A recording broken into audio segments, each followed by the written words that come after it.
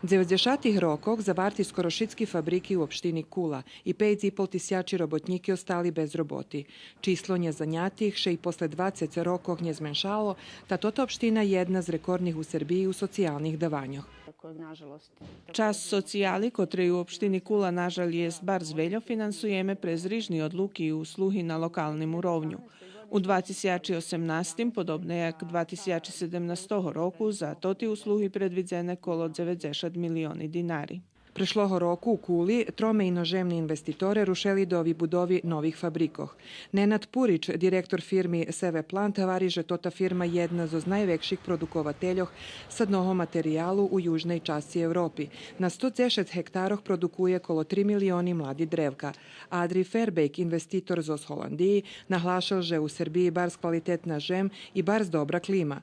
Buduje še i fabrika obuji italijanskog investitora, kotra prime 150 novih robotnikoh. Perica Videkanjić, predsjedatelj opštini Kula, hvaral, že tota opština za novih investitoroh pojednostavela proceduri za dostavanje budovateljnej dozvoli. Za opštinu Kula, kotra ostatnji roki ukladala do programi socijalnej zaštiti, že bi zatrimala mladih, otveranje novih fabrikoh predstavlja nadiju, že za privredu prihodza ljepši časi.